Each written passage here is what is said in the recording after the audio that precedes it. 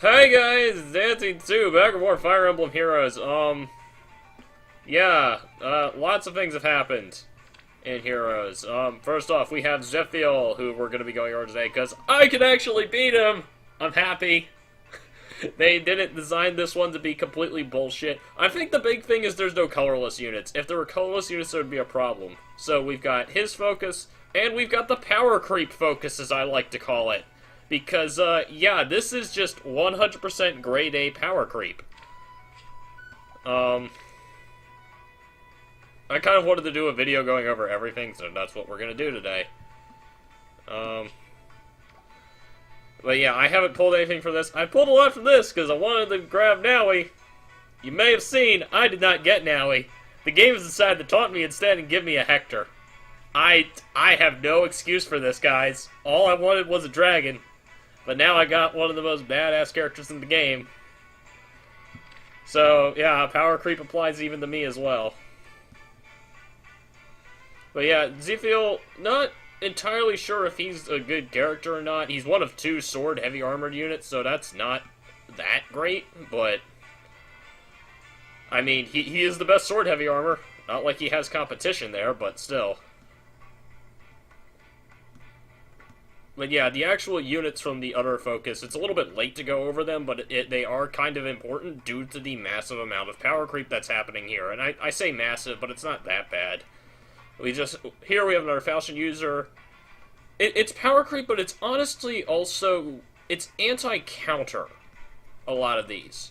See, Wind Sweep. If you initiate attack, no follow-ups occur. Because foe of a sword, lance, bow, dagger, anything that does physical damage, essentially. If unit speed is more than the foe's speed, foe cannot counterattack. That's pretty powerful. Just straight up stops counterattacking. Doesn't really accomplish much, in my opinion, since he's just another Falchion user. I don't think I've looked at some of their stats. I don't think he's got the stats to really do much, but that Wind Sweep is going to be annoying as shit to the people facing it. Next up, we have her.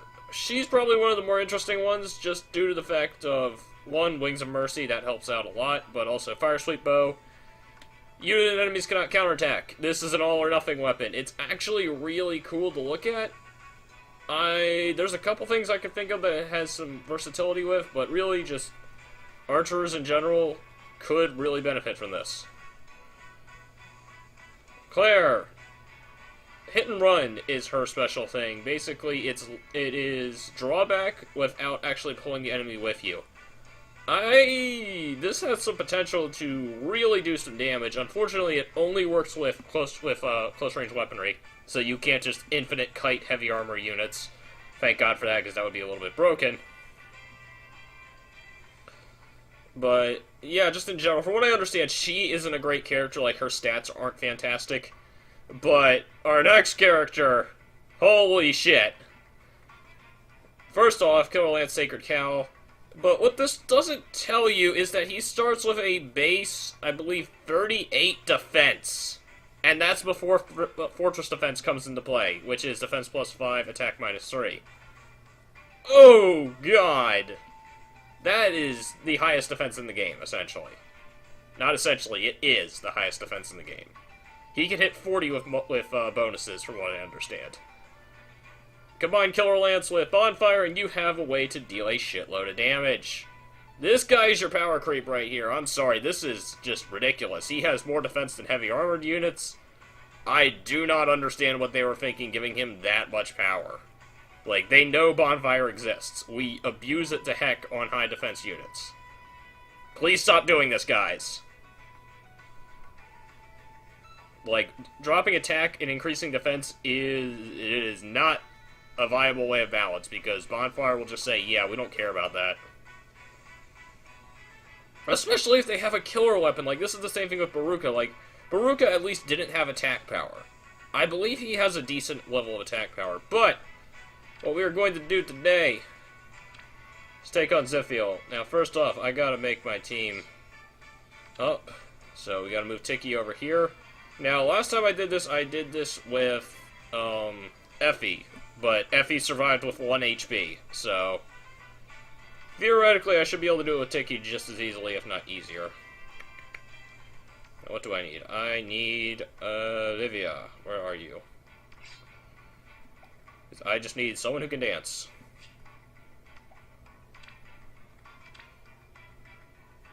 We're gonna go on up here and go say hi. Smash his face in. Stupid idiot. Alright, first step. Everybody take one step forward. Kagura, you're supposed to say okay. Didn't you get the memo? Next up, Nino, take out you.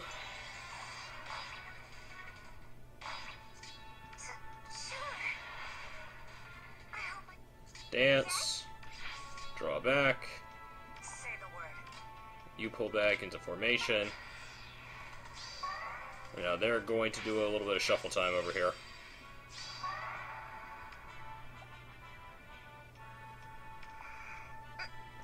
Now I think what I want to do here is this. Because I want to draw out the red mage.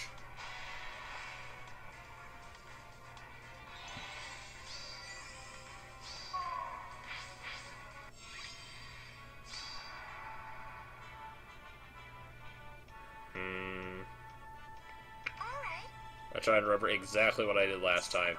Kagero's entire role is to take this bastard out, if you haven't figured it out yet. Really, anyone can do this if you have any kind of colorless unit that has high resist. And then I believe... Ooh, okay. This is where our problems could start. 17...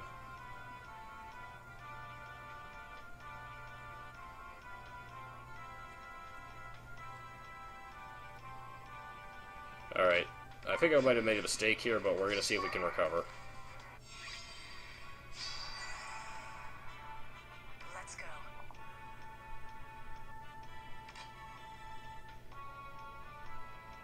Okay. Should be fairly easy from here. By the way, check out that, check out these HP values. I didn't know the game was coded to go this high.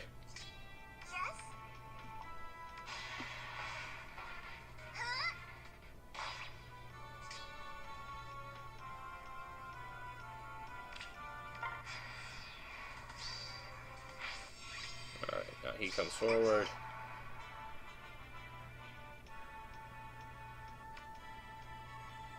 Oh, what's he gonna? He's gonna get 6 damage on me. Yeah, I can easily take that. But yeah, my only modifiers here that really matter are Kagero has Hone Attack 3, obviously coming from what's her face, Corrin. Yeah, Corrin is like Hone Attack Central. Fury on Nino. That might actually change some things, and that's really it, because everything I brought for Tiki doesn't matter, unless I land on a crazy specific turn for renewal of the proc.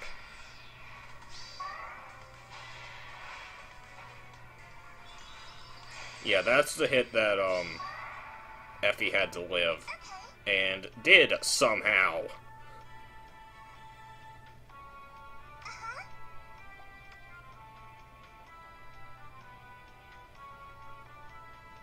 I try to decide whether I want to see if she can take the hit or if it doesn't matter.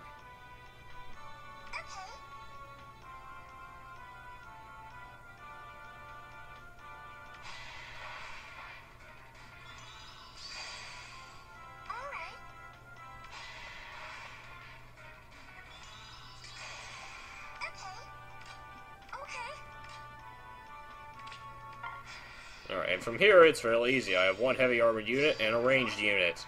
I think you could do the math.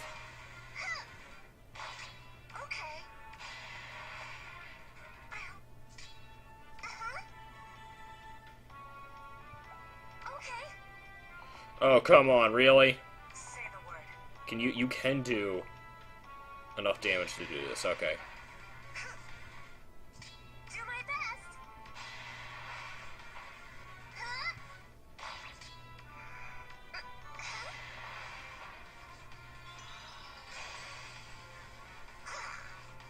Ah.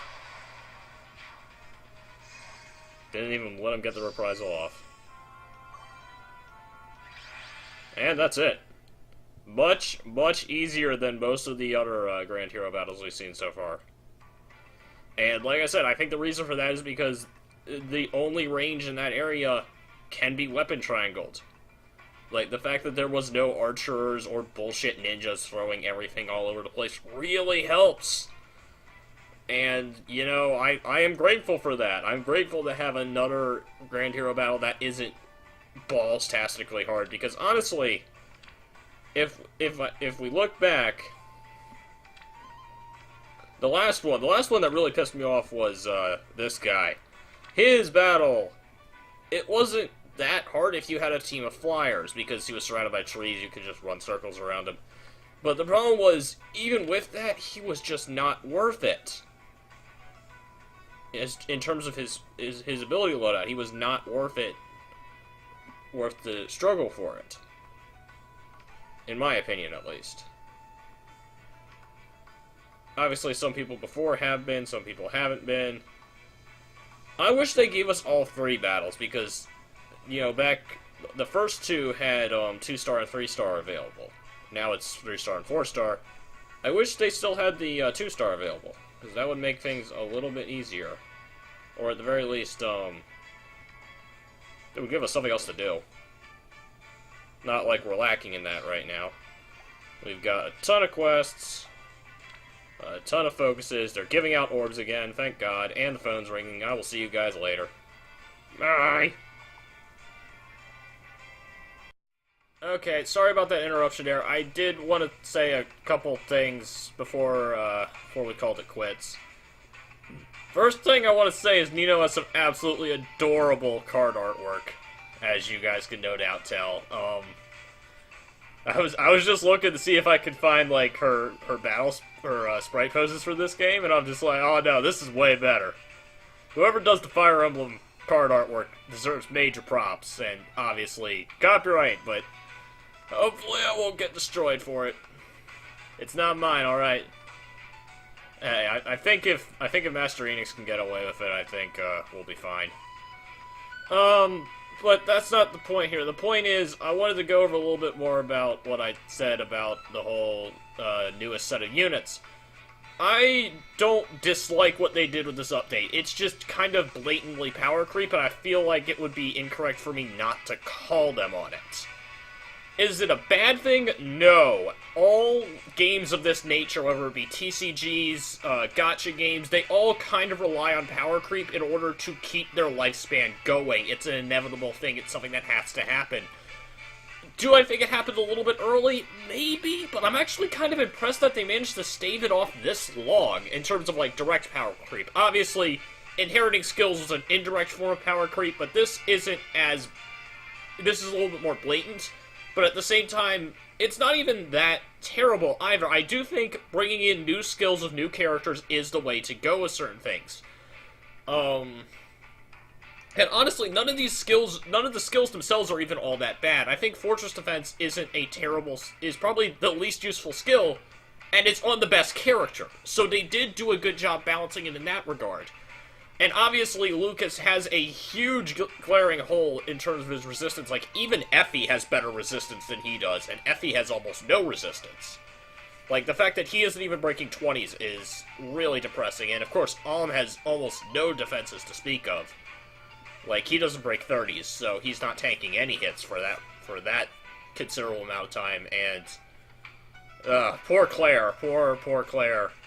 I'm assuming the stats that I pulled up...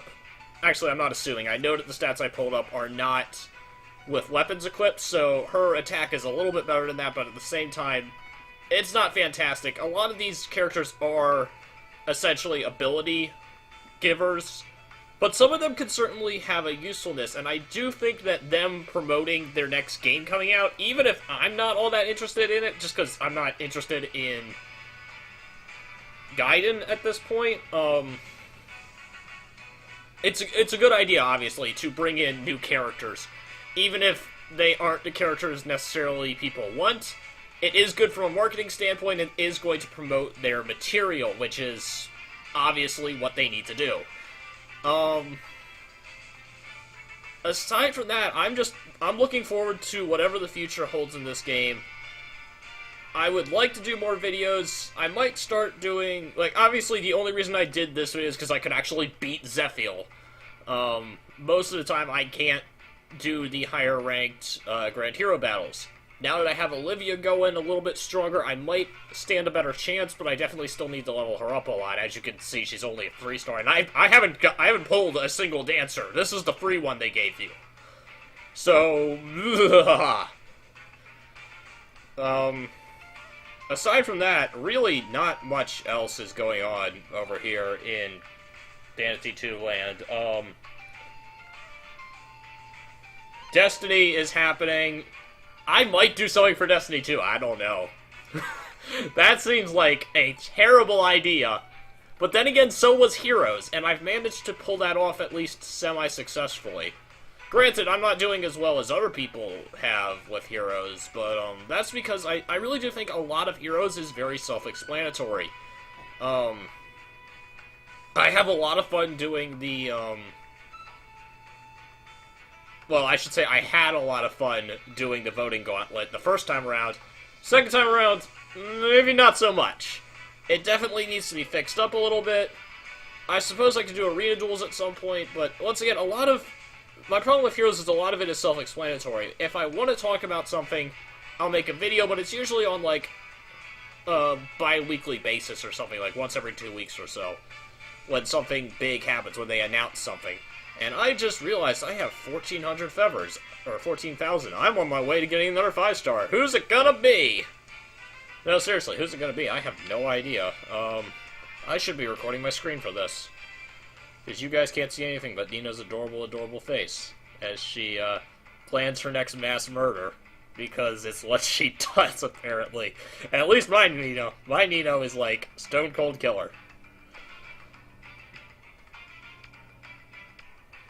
But yeah, I don't know who I'll max out next. But yeah, I am still really, really enjoying this game. I feel like it's just at that right point where it's got enough to keep me playing, and it's got enough content to keep me want to playing.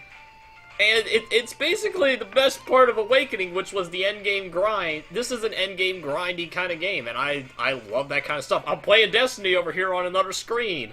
I played Spiral Knights for way too long. I love that MOBA grind, as long as I have an objective.